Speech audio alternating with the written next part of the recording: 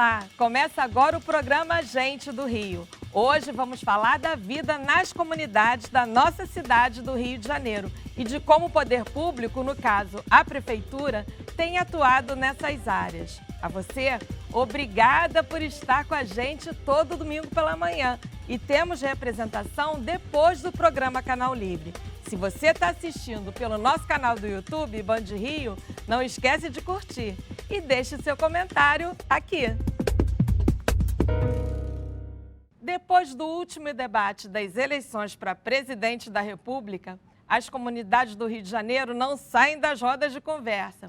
O Gente do Rio hoje vai mostrar para vocês um pouco dessa realidade que parece tão distante para quem não vive lá. O que a Prefeitura do Rio tem levado de serviços para essas áreas? O que as comunidades precisam é o que se oferece? A população dessas áreas é ouvida ou silenciada? Como as organizações não governamentais atuam completando a rede necessária de apoio? Tudo isso e muito mais no papo que iniciamos agora com Marli Peçanha, secretária de Ação Comunitária da Prefeitura do Rio, e Wellington Galdino, diretor executivo da CUFA, a Central Única das Favelas. Bem-vinda, Marli. Obrigada.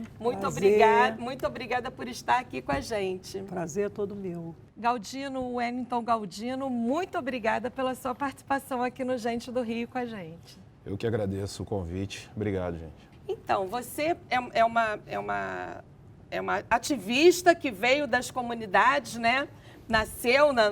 Atuou em duas comunidades diferentes. Rio das Pedras, que é uma comunidade, vamos dizer assim, dominada pela milícia, e atuou como professora na Cidade de Deus, que é uma comunidade dominada pelo tráfico de drogas. Qual é a diferença dessas duas áreas, né? Como profissional e como cidadã? Bom, como cidadã, eu vejo esses fatos como não tão relevantes na medida de que você tem que criar um foco. O foco é você atender o morador. O foco é você ocupar espaços ociosos dentro das comunidades para você poder ofuscar esse tipo de comportamento. Então, na realidade, quando a gente vai a uma comunidade, a gente quer tirar a comunidade da invisibilidade, fazer com que eles tenham um mínimo de dignidade, o foco é trabalhar com o morador. E as demais situações advindas dessas questões aí faladas, por si próprio a gente vai estancando na medida de que, com a presença do poder público atuante nas favelas, você mina um tanto esse tipo de adversidade das favelas. As favelas, teoricamente, elas não eram nem para existir, elas nasceram como moradias provisórias ou improvisadas para quem não tinha condições, sem infraestrutura, mas acabaram virando uma realidade. Você acha que essa realidade vai mudar algum dia? Quer dizer, elas viraram uma forma permanente de moradia, né? A gente não entende um plano diretor ofuscando as favelas. A gente sabe o quanto as comunidades são importantes no contexto de cidade. Então, eu vejo a favela como seres que necessitam de afago e de proteção. E acho que nosso governo, o governo Eduardo Paes, ele tem vindo constantemente com ações dentro das favelas. Então isso é verdadeiro que ele criou a Secretaria de Ação Comunitária, uma secretaria que é voltada para atender os pleitos da comunidade. Que não existia, né? Nunca existiu, nunca. A Secretaria de Ação Comunitária, a SEAC, isso foi um prêmio, me sinto até lisonjeada de ter sido premiada com essa secretaria. E estamos trabalhando mas incansavelmente para fazer com que a comunidade saia realmente dessa invisibilidade. Que eles tenham voz e vez, né? Que a gente sabe o quanto é importante a favela, sabemos que eles são a maioria na cidade. Então, a gente tem que ter carinho por isso. Você estava explicando, contando para a gente nos bastidores que vocês da CUFA continuam fazendo um trabalho muito forte lá em Petrópolis depois da chuva, né? Ainda prestando assistência, ajudando os moradores. Como é que está a situação lá hoje? Bom, infelizmente, com tudo que aconteceu em Petrópolis em fevereiro, no dia 16 de fevereiro, no dia 17 a CUFA já subiu com voluntários, com ajuda humanitária, com cestas básicas, com roupas para ajudar a população lá. E durante o primeiro mês até o segundo mês tinha muitas instituições, tinha muita gente trabalhando e atuando, ajudando o povo por lá, as pessoas que perderam suas casas e tal. E a CUFA começou com um trabalho de alimentação direta, porque a gente não podia entregar uma cesta básica a uma pessoa que não tinha casa para cozinhar. E conseguimos alguns parceiros, montamos uma cozinha emergencial em Petrópolis e começamos a entregar marmitas a essas pessoas nos pontos de apoio, onde as pessoas estavam residindo. Então, produzíamos em torno de 1.800 a 2.000 marmitas dia. Hoje, esse número reduziu um pouco, porque muitas pessoas já voltaram para suas casas.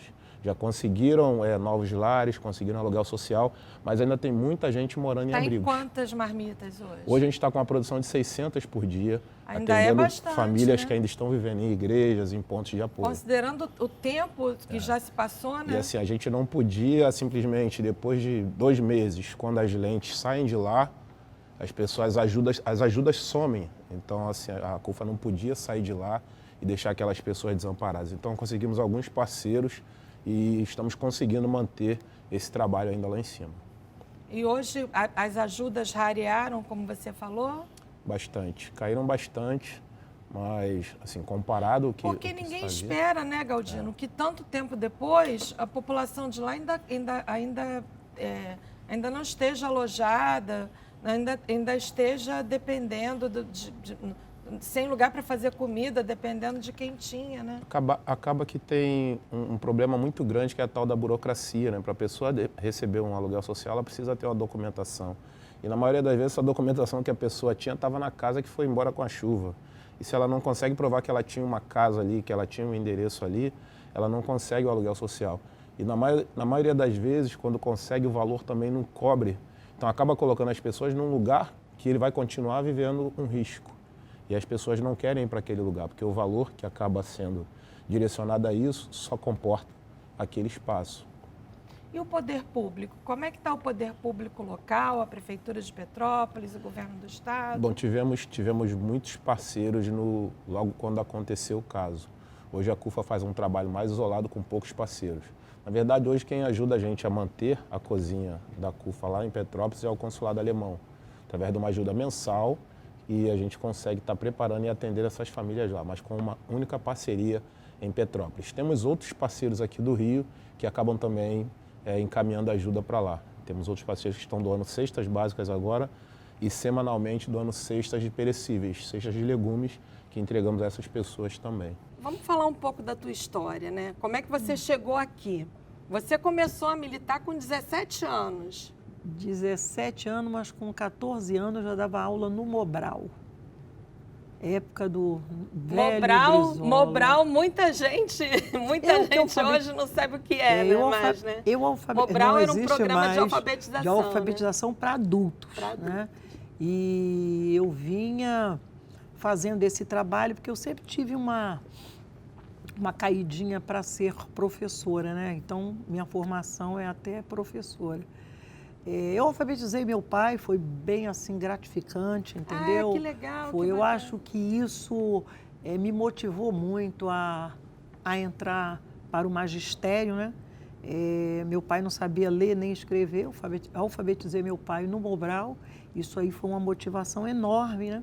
Para que eu pudesse estar com essa linha de raciocínio de poder ajudar realmente a quem precisa.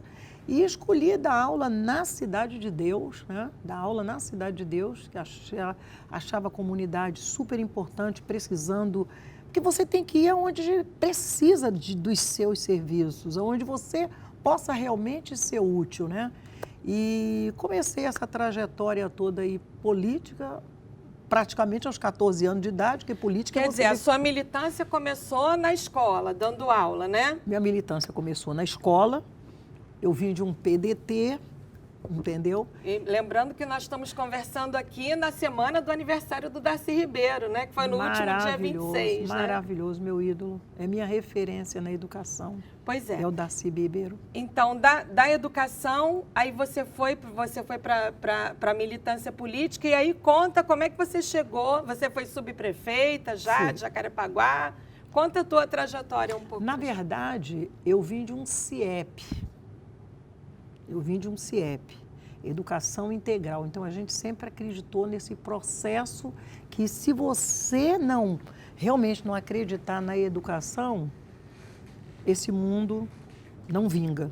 A gente tem que envolver cada vez mais na educação. Eu comecei dando aula, minha militância veio de um PDT, logo em seguida eu tive um convite para estar subprefeita também de Jacarepaguá, fui chefe de um DEC, que hoje é coordenadorias, né? Antigamente era Distrito de Educação e Cultura. Meu pai também foi chefe de DEC. Ah, é? É, foi na época, mas foi na época do Chagas Freitas. Eu fui na época do Marcelo Alencar e Brizola, foi ali no Tanque, Largo do Tanque, né? Banerjão, me lembro como se fosse hoje. E a gente administrava 112 escolas, né, de Jacarepaguá, e foi muito gratificante. Logo em seguida, eu fui subprefeita de Jacarepaguá também, no governo Conde, depois fui coordenadora de ação comunitária, né, de toda a cidade, no governo Eduardo Paes. E na primeira gestão do Eduardo Paes. Fui coordenadora. Eu cuidava de todas as comunidades do Rio, né, todas. E hoje eu estou secretária, aumentou mais a minha responsabilidade com projetos sociais, colocando aí dentro das comunidades.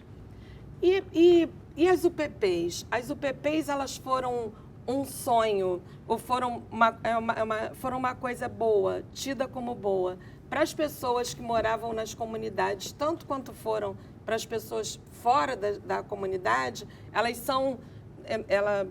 Esse modelo de segurança ainda é um sonho para quem mora nas comunidades ou não? Olha, é um assunto que a gente levaria aqui o dia todo até para debater, porque não é um fato isolado.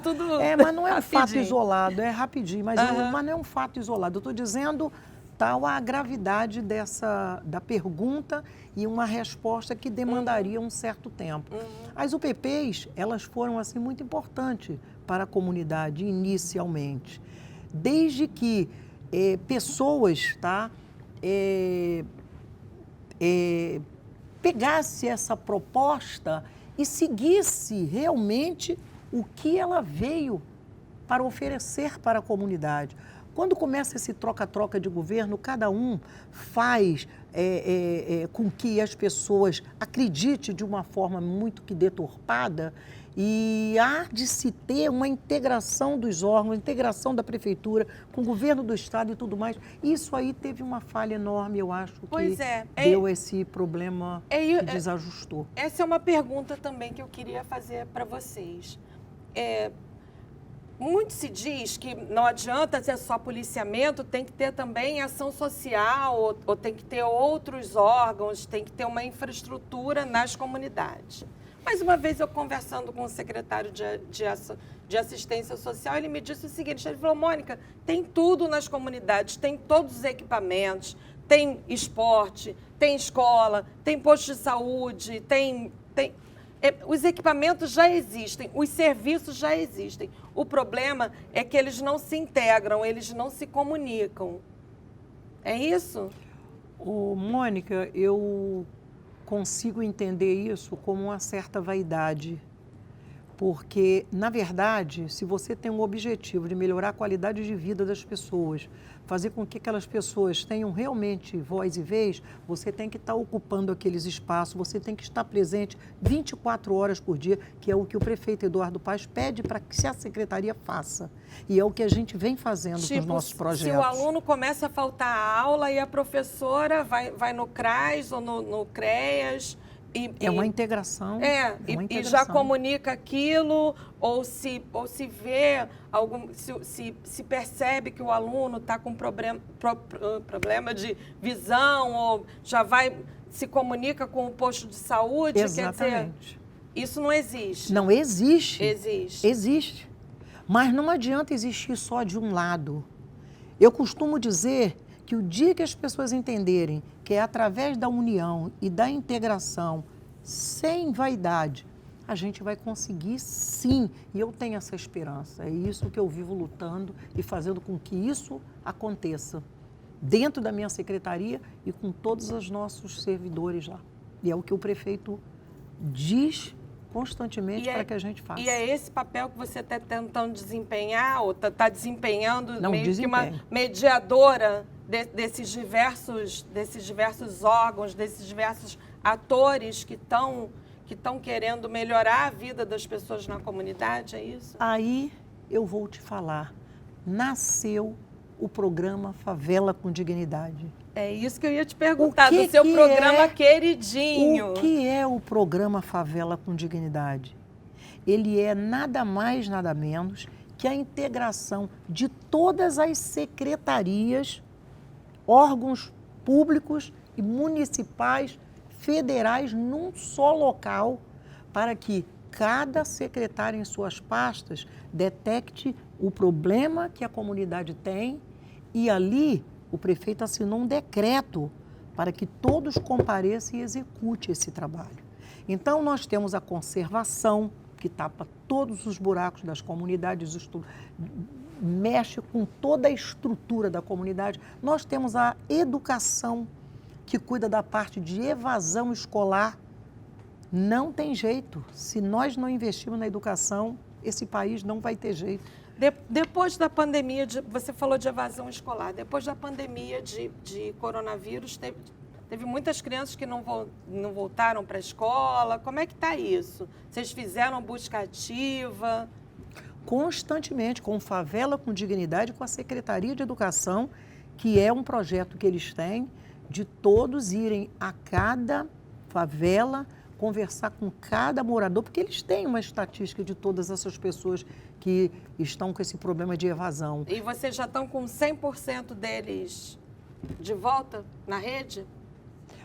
Ô, Mônica, eu não vou falar 100%, mas 90% eu te garanto que sim, porque é isso que a gente incansavelmente estamos fazendo. Como eu coloquei anteriormente, nós, prefeitura, nós, secretarias, nós, secretários, nós trabalhamos muito integrados, mas é demais.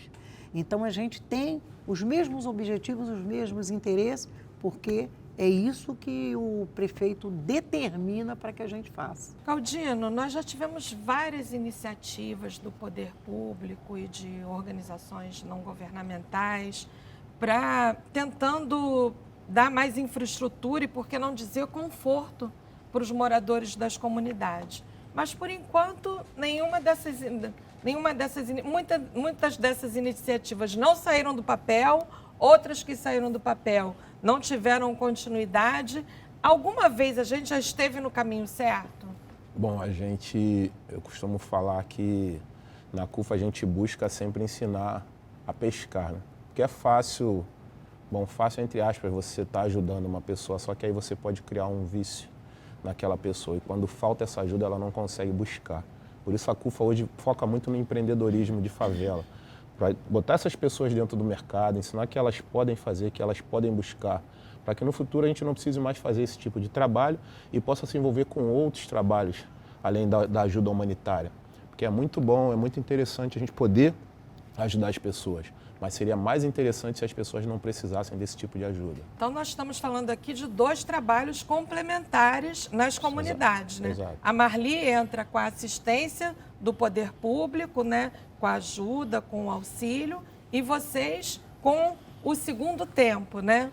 Exato, é meio que aquele braço, né, que chega ali para fazer aquele trabalho de fazer chegar de fato a quem precisa, de fazer chegar na ponta.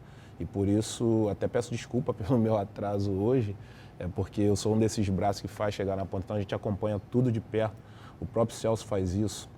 está sempre acompanhando a execução de tudo de perto, está chegando nas entregas, porque a gente tem que ter essa garantia de que tudo está chegando de fato aonde precisa chegar. Vocês mantêm escolas de empreendedorismo, né? Criamos agora uma parceria com a Fundação Dom Cabral, que é uma das maiores do país em empreendedorismo, e já formamos uma primeira turma, que foi um embrião que fizemos junto dentro da Dom Cabral, e a ideia agora é expandir para os estados com salas de aula e trazendo os moradores de favela para dentro dessas salas, para ter essa formação e ter essa capacitação. E hoje vocês estão em que comunidade? Ou ainda não estão? Comunidades, assim, eu falo pelo fato de a CUFA estar no Brasil, a gente está em mais de 5.000 favelas através dos nossos braços. Não, estou falando na escola de empreendedorismo. Não, hoje iniciamos só formamos a primeira turma lá em Minas Gerais, com a Dom Cabral. E agora começou o mapeamento desse projeto para a gente começar a expandir e abrir salas de aula em todo o Brasil, em parceria com a Dom Cabral. E no Rio ela de faz Janeiro? essa formação. Aqui a gente tem algumas comunidades que devem acontecer. Na Rocinha, Complexo do Alemão, Lins, Acari e no Complexo da Penha, na Vila Cruzeiro. Antes de fazer isso, vocês identificam o potencial de cada comunidade? De cada comunidade. Temos aqui no Rio em torno de 400 favelas e instituições cadastradas conosco, onde nós temos lideranças locais. Então essas pessoas identificam esses pontos para a gente e nós vamos buscar, vamos conhecer esse local, tentar entender a necessidade real dali e onde a gente pode estar ajudando da melhor forma naquela, porque cada favela tem a sua particularidade, sabe? Cada uma tem a sua cultura, a sua forma de chegar e o que ele mais precisa. Galdino, vamos falar um pouco da sua história. Você começou, você entrou na CUFA, você começou esse trabalho com um grupo de rap, né? Com a música. Exato, a CUFA surge num momento do rap no Rio de Janeiro, onde não existia mercado para o hip hop. E eu era um jovem também, tinha um grupo de rap, de hip hop, que tinha um sonho de gravar um disco, de gravar videoclipes. E quando surgiu essa ideia com o Celso, com o Bill, a princípio era uma associação da galera do rap, depois seria um partido e depois virou a CUFA, que é a Central Única das Favelas, onde conseguimos juntar diversos jovens e um dos primeiros projetos foi aula de audiovisual, que a gente queria produzir os videoclipes, mas não sabia como fazer. Então tivemos alguns parceiros iniciais, começamos a produzir alguns materiais e na sequência fizemos um álbum de rap, que teve que fazer um álbum duplo, porque tinha muitos grupos de rap, todos aqui do Rio de Janeiro, que chamava CUFA, Efeito CUFA, Ação e Reação. Esse álbum veio com em torno de 30 faixas de música, tinha muitos grupos. Eu tinha na época 23 anos, 22 anos, hoje eu estou com um pouquinho mais. Mas foi bem isso, surgiu daquela galera que gostava do rap, que gostava de praticar a cultura hip hop, o grafite, o break, o rap, o DJ, e através disso a CUFA, por ser um ponto de a gente buscar muita informação, começamos a se envolver em todas as áreas, principalmente o terceiro setor, e hoje a CUFA é essa potência que a gente vê com tudo que a gente consegue realizar pelo Brasil afora. Muito bacana. E você já passou por vários cargos, né? Foi produtor, foi assessor, foi diretor e hoje é diretor executivo. O que mudou? Como é que foi essa trajetória? O que mudou nesse tempo todo? Tem uma coisa que o Celso fala muito, que a gente constrói o avião em pleno voo, né? E a gente, como a gente denomina os cargos, a gente chama ele de bucha, porque bucha a gente está em qualquer lugar, a gente faz de tudo, desde assinar um contrato com uma grande empresa, quanto carregar a caixa de legume para atender a tiazinha lá na ponta. Então, assim, eu já fui suporte de TI, já fui produtor, já fui apresentador de rádio, já fui designer, já fui programador. Hoje eu sou presidente estadual no Rio de Janeiro e diretor executivo nacional da CUFA no Brasil. Vivi um tempo em Portugal através da CUFA, abrimos a CUFA em Portugal, tivemos a CUFA por um tempo na França, na Inglaterra e... É curioso que nesses países a gente imagina que não tem necessidade de ter uma entidade igual a CUFA, né? Tem. Eu vivi durante um ano em Portugal e temos grandes favelas lá, apesar de... Na capital, as favelas estão sendo demolidas e construindo... São projetos habitacionais, mas continua tendo a necessidade de projetos sociais. Nós temos algumas ações na favela na Mosgueira, lá em Lisboa, que é uma área muito grande, onde muitas pessoas que viviam em barracos, o governo construiu prédios e essas pessoas foram morar nesses prédios, mas continuam precisando de ajuda. Então a CUFA faz um trabalho social com jovens lá, com curso de audiovisual, curso de youtuber, etc. Marli, a gente estava falando sobre o programa Favela com Dignidade, né? E falamos da educação, eu queria saber de uma outra, do projeto sobre reciclagem. Maravilhoso esse projeto. É muito Olha, importante. são tantos projetos que nossa secretaria tem. Nossa secretaria, ela tem o programa Favela com Dignidade. Dentro do programa Favela com Dignidade, nós temos o Recicla Comunidade, temos o Turistando com a Comunidade, que são projetos importantíssimos. E aquele outro que faz a reforma da casa. E nós, o Casa Carioca já é a cereja do bolo. Esse eu achei ótimo. Esse Turistando com a Comunidade, Muito legal também. ele é importante para as comunidades na medida de que você consegue inserir o povo favelado no resto da cidade e, além disso, ele passa a conhecer a cidade como um todo. Tem muita gente nas comunidades que não conhece o resto da cidade, o resto do estado. Eles não conhecem o Valongo, que é aqui no Livramento. Eles não conhecem o Museu do Amanhã, que a gente leva com visitas guiadas. As visitas são guiadas, tecnicamente guiadas, e com lanche para que eles possam estar ali recebendo todos os ensinamentos, né? São e a só proposta. Crianças ou é de qualquer Não, idade? Pessoas de crianças e adultos. Crianças e adultos de favelas. Aquelas que não têm oportunidade, aquelas que não têm condições de estar pagando um ingresso a R$20. Imagina uma família com 5 pessoas pagar um ingresso a R$5, sem condição. Levamos essas famílias, esses moradores, até o hotel Copacabana Palace também, para eles conhecerem o Copacabana Palace, assistirem. Eles ficam assim deslumbrados com a oportunidade que eles sabem que não teria. Quem? Você acha que uma favela entraria num Copacabana Palace? Nós fazemos com que esse sonho seja realizado. E o de reciclagem, o projeto de reciclagem, Marli? E nós temos também o Recicla Comunidade. Recicla Comunidade. O que é o Recicla Comunidade, gente? Além de gerar emprego, aumentar a renda da família. Mas explica primeiro o que é, como é que é. Então, as pessoas recolhem e vendem? Não, primeiro, vamos por parte.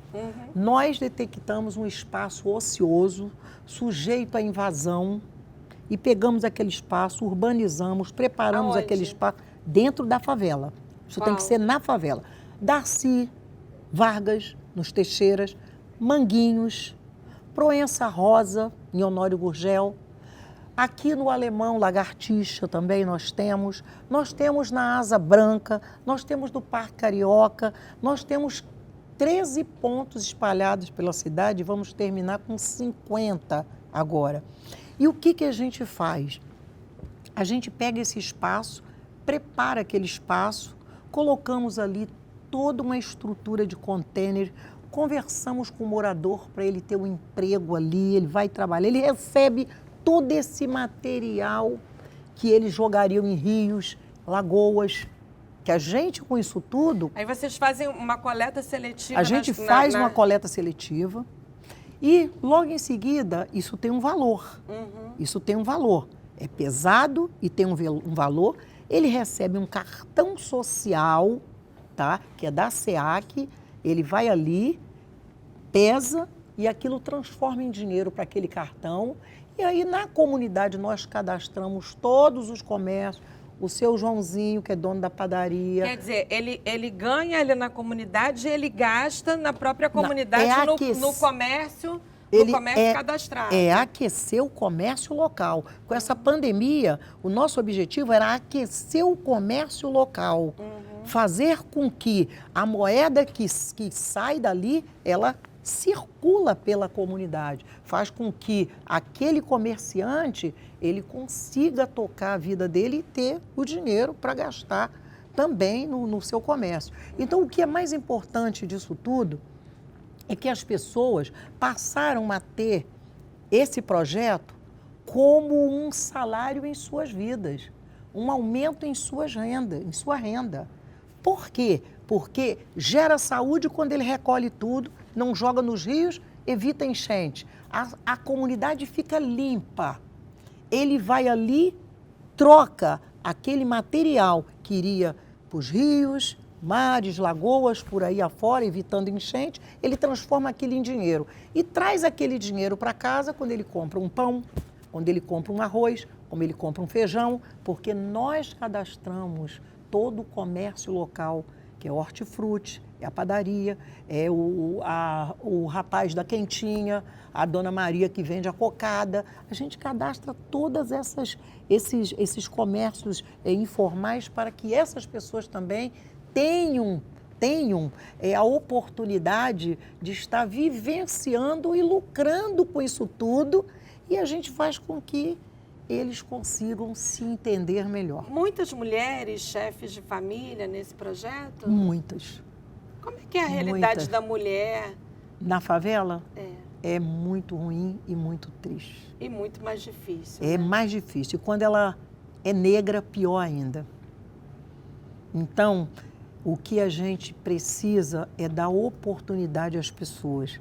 É fazer com que esses projetos sociais se transformem na vida dessas pessoas e chegue à comunidade como uma alternativa para minimizar o sofrimento delas. Você vê, eu estou falando do Recicla, tá? Mas nós falamos do Turistando, falando agora, vou voltar a falar do Casa Carioca, Casa que Carioca, é era esse que eu ia perguntar. O Casa Carioca, ele nasceu por uma dificuldade que eu tive na minha vida. Nós éramos 7 irmãos e meus pais, todo Natal, ele pensava em reformar a nossa casa. Mas não tinha recurso, né? 7 filhos, não tinha recurso. E eu me lembro que pintava a nossa casa com cal, era cal. E isso ficou muito aqui na minha memória, a gente não tinha muitas coisas para fazer em casa. E eu comecei a trabalhar as favelas, vendo a dificuldade deles ali, com tanta solidão e amargura, em tentar fazer com que tenha um final de ano melhor. E o que nós criamos? O Casa Carioca. Antigamente tinha essa tradição, né? Todo final de ano arrumar a casa, pintar a casa, né? Não é tradição, é uma necessidade. Tem que trocar alguma coisa no final do ano para valer a pena, para você receber teus amigos e ter um pouquinho mais de dignidade. Só que eu não estou falando nem disso, só dessa troca. Eu estou falando mais da gente poder oferecer uma melhor qualidade de vida para esses moradores quando você troca uma janela, quando você troca uma porta, quando você mexe em toda a rede de esgoto daquela casa, quando você faz um banheiro de uma casa que não existia. A Luana não tinha um banheiro. O seu É isso que eu ia perguntar. Quais são as dificuldades maiores? Não tem banheiro? É um cômodo só? O que é? Acessibilidade. Um cômodo que mora 5, 7 pessoas. E aí, quando vocês pegam uma casa assim, o que vocês fazem? Como é que é? Eu costumo dizer que fazemos milagre, porque a casa da Luana era dessa forma que eu estou acabando de falar aqui para você. Ontem eu parabenizei toda a equipe. Foi emocionante olhar a casa da Luana e olhar aquelas divisões, porque eu não sou engenheiro, eu só falo assim, gente, eu quero que dê o jeito aqui de vocês. E eles têm que dar o jeito deles. Então você chega lá, você vê a felicidade da Luana em prantos. Eu não sei se eu vou chegar até o final do ano, não. Se eu posso ter uma AVC, porque são muitas emoções, gente. Ai, que bom, né? Muitas emoções. Eu não aguento mais de tanta emoção. Já estou assim, estou chorando à toa. Por quê? Você chega numa residência dessa, que não tinha um banheiro, aí a gente fez o banheiro, que não tinha um vaso decente, a gente colocou o vaso decente para eles, que não tinha porta nem janelas, nós colocamos a porta e janela. Fizemos a pintura de toda a casa, devolvemos uma casa nova para essa pessoa. E isso que são os nossos projetos sociais, são essas coisas que faz com que a gente tenha respeito pela comunidade. São essa secretaria que eu ganhei de presente e que eu tenho essa obrigação de fazer essa proximidade da favela com o poder público. Você começou com o rap, o hip hop, e agora faz o maior evento esportivo das favelas do Brasil, que é a Taça das Favelas, né? Que acabou de acontecer agora, e a final foi no glorioso estádio de Moça Bonita, maravilhoso, né? No Moça Bonita foi, estava lá naquela loucura lá onde o Muquiço foi campeão, parabéns galera do Muquiço, foi campeão no masculino. E a o favela feminino do foi Sapo, quem? A favela do Sapo foi campeã no feminino. Ó, nós aí, né, Marli? Jogo disputadaço, foi muito bacana, eu acompanhei a taça desde o início, na final a gente estava lá agindo.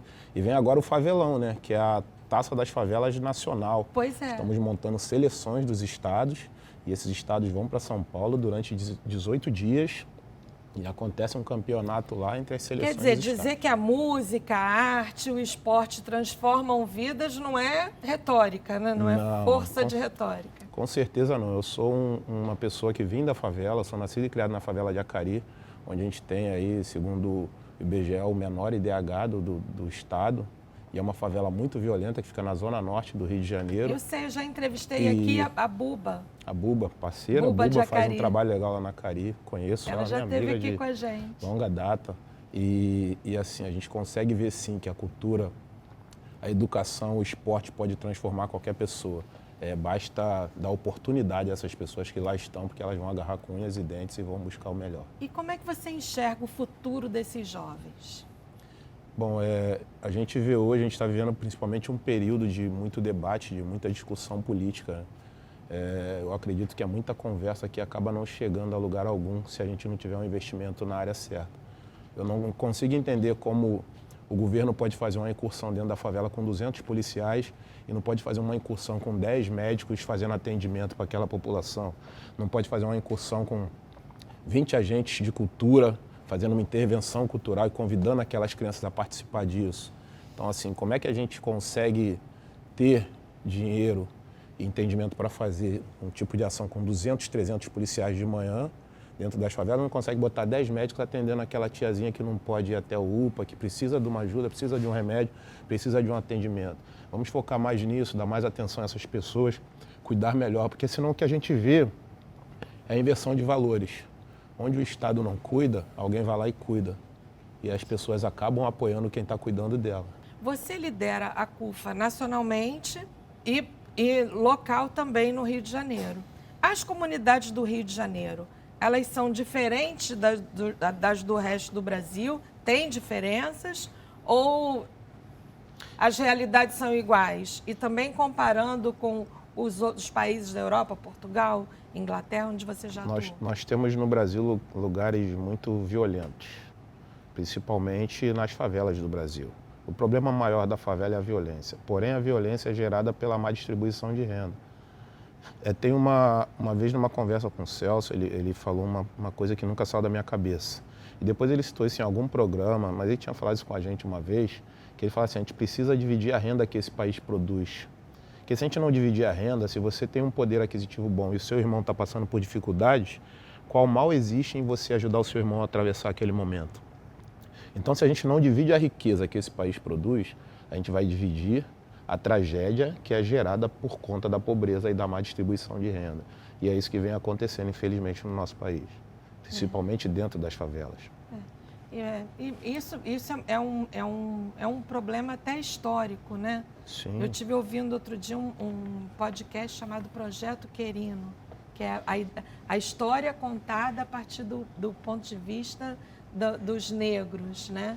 E aí mostrando isso, que o negro constrói toda a riqueza do país, mas fica com nada, né? Praticamente nada, eu não digo nem a sobra. Nada. Praticamente nada, porque a população da favela, eu venho de favela.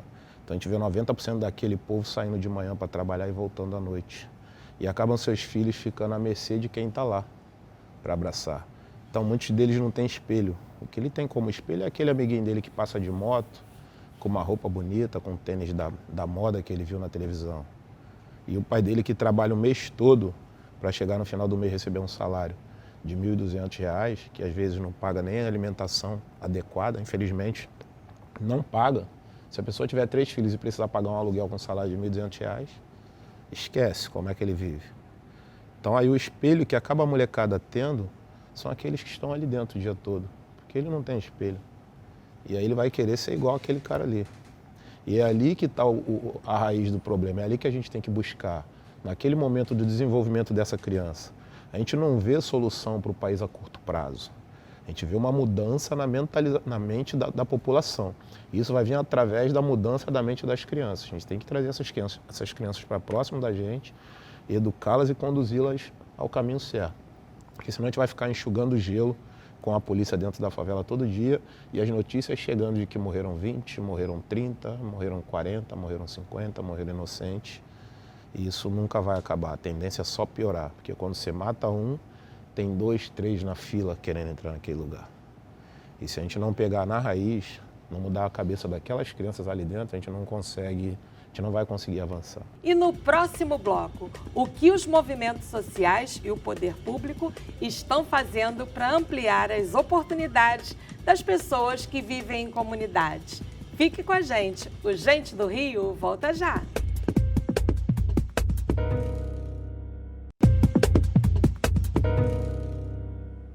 Estamos de volta com o Gente do Rio, hoje conversando com Marli Peçanha, secretária de Ação Comunitária da Prefeitura do Rio, e o Wellington Galdino, diretor executivo da CUFA Brasil. 2022 já está praticamente, né? Já foi, né?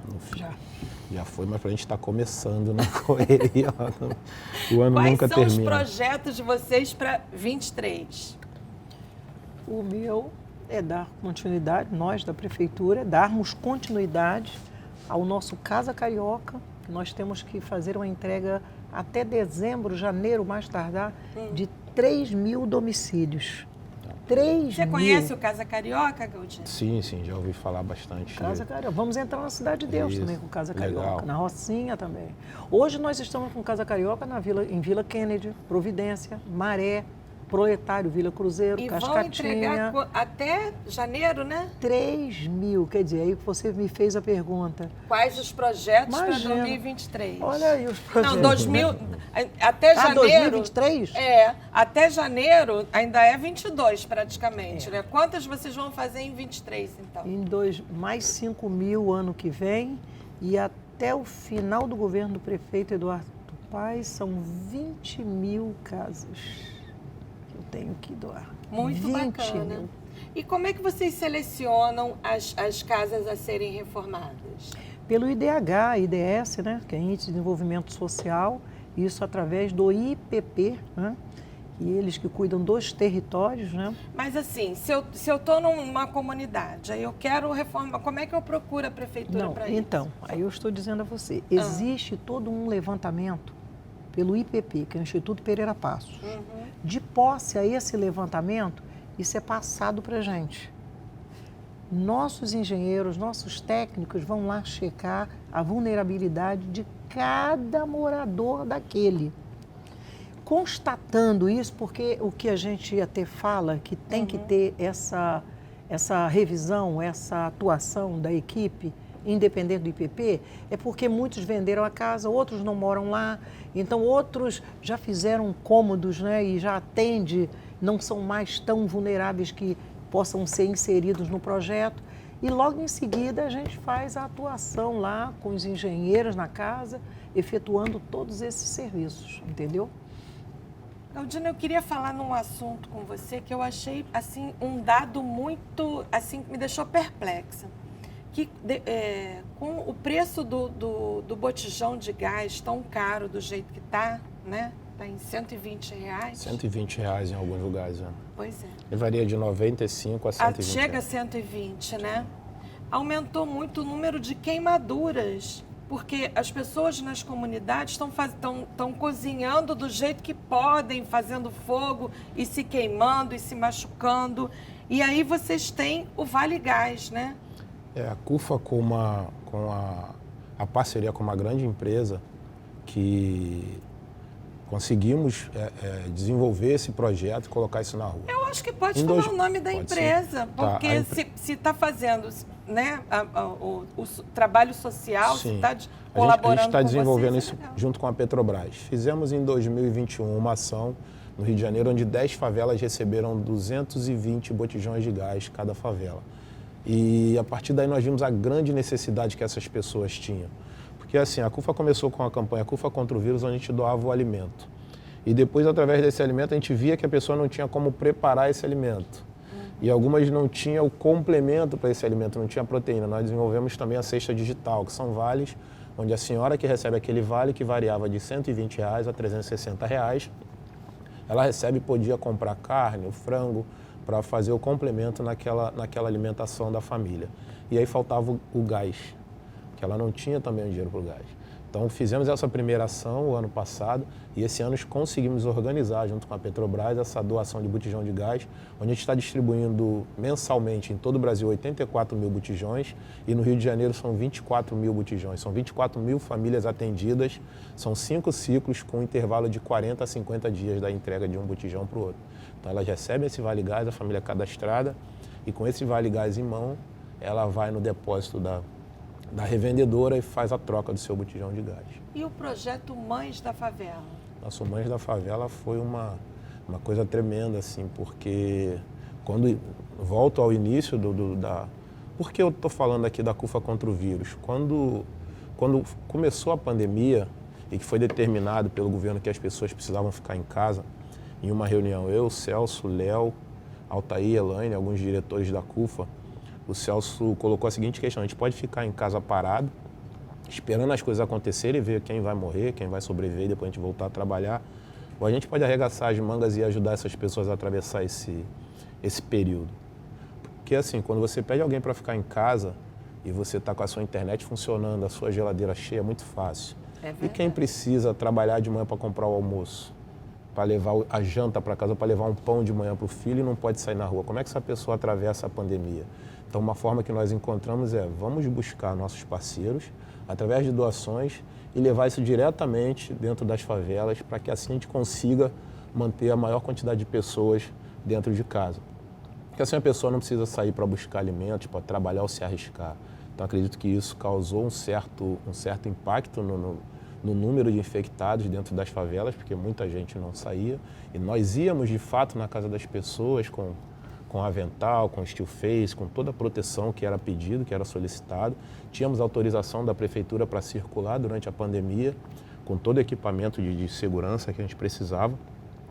E começamos a identificar que nesses lares, a maioria do provedor ali era mãe. A gente não via homens dentro das casas, a gente via sempre a mãe com 4, 5 filhos. Então surgiu a ideia de criar o Mães da Favela, que a gente dá o apoio direto. Hoje a base da família é a mulher.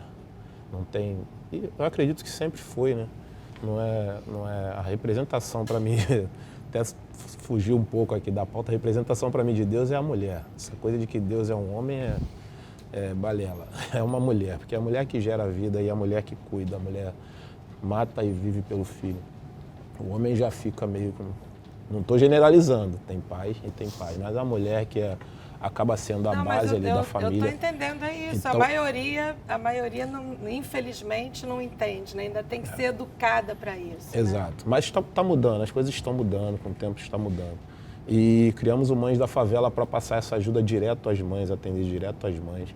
Em uma visita à casa de uma senhora em São Paulo, o Celso se comoveu muito com a situação dela, né? Onde ela vivia em um cômodo com um banheiro improvisado, que era um buraco no chão, e ela vivia com 5 filhos, um com um problema grave de saúde. O pai de 2 tinha falecido, o pai de outro estava preso e ela que segurava a onda ali de tudo. Então ele acolheu essa senhora com a família, ajudamos ela de todas as maneiras que a gente podia ajudar, a colocar ali um lugar decente, a conseguir um trabalho para ela, a conseguir matricular os filhos na escola. Acompanhamos muita coisa dessa moça até ela conseguir se organizar. E foi uma das primeiras atendidas do Mães da Favela. Então, assim, só no Rio de Janeiro nós doamos por esse projeto 500 mil de cesta básica para essas pessoas. E cestas digitais, foram quase 50 mil cartões de cestas digitais entregues a essas mães, que acredito que tem ajudado bastante durante esse período de pandemia, impactado bastante nos números da Covid no país, principalmente, dentro das favelas. E para 23, quais são os projetos, além do favelão? Projetos da CUFA nós temos vários, né? Só que para 2023 a ideia mas é ampliar. Eu queria que você... No Rio, não vem com esse negócio de projeto de São Paulo, não. O Rio Aqui de é gente Janeiro, do Rio. a gente já tem projetos voltando com a vida voltando ao normal. Na CUFA nós temos algumas coisas em parceria com a prefeitura também, onde temos lá cursos de oficinas de informática, aulas de dança, balé, ginástica rítmica, basquete, futebol, cursos para idosos, artesanato. Temos bastante coisa na sede da CUFA em Madureira, que isso já acontece. Por que em Madureira? Que a gente consegue atender todo o Grande Rio, que nós temos dois ramais de trem, temos linhas para todo lugar do Rio de Janeiro. E a ideia é ampliar a taça das favelas também, que hoje a gente atende uma quantidade de favelas, a gente pretende dobrar esse número para o ano que vem, porque aí a gente consegue atender mais favelas, colocar mais favelas dentro dessa disputa, porque a procura é muito grande.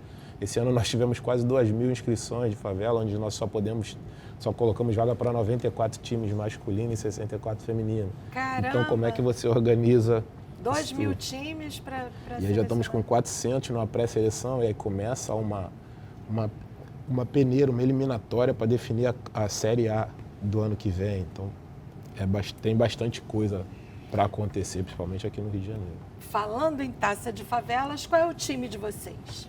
Eu sou o melhor, né? O melhor do Rio, o melhor do Brasil, eu sou o Flamengo. Eu me abstenho, não tenho time. Não tem time? Não. Então você não é carioca. Eu tenho. Não tenho time. Tá caçada a sua cidadania. Eu sou solidária. E das comunidades, qual é o melhor time de futebol de comunidade? Para mim Fala. é o campeão de 2013, que foi o Acari. Sou solidária a Cari também. A Cari. Tem mais uma torcedora, viu? Escola de samba.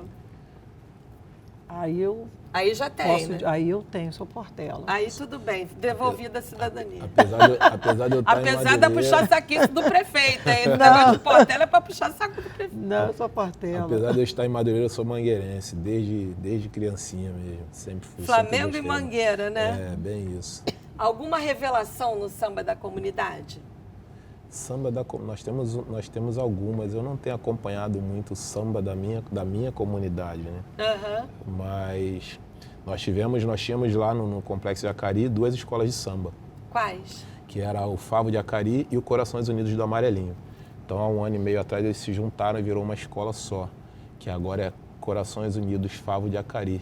E ficou bem melhor, que incorporou mais a escola, a gente tem mais integrantes, aumentou bastante. União faz a força, né? Ficou muito bacana. Então, a revelação, essa escola de samba é a sua? A minha Cidade de Deus, não tem jeito. Cidade de Deus. Não, mas a escola de samba Cidade de Deus... Escola de samba Cidade de Deus e lá de Curicica também, que é o Renascer. Renascer, Curicica. Paisagem mais bonita das comunidades? Gente, Morro do Adeus. Morro do Adeus, é do alto do morro que você vê a cidade mesmo. Morro do Adeus no Alemão. É o Morro do Adeus lá. Eu fui, numa ocasião em 2012, eu fui levar o pessoal do projeto Top CUFA para conhecer o Complexo do Alemão. Muito bom, né? E quando eu saí daquele teleférico, tem uma ladeira bem alta, lá no alto. Isso. Aquela vista, para mim, de comunidade é... Ponto turístico de comunidade. De comunidade? É. Cara, tem um lugar muito legal, é uma balada, mas eu considero já um ponto turístico, é o Container, lá na Vila Cruzeiro. Eu gosto de ir lá e tem uma vista muito bacana também. Renê, eu estava falando do Renê, mas poxa. É, parceiro.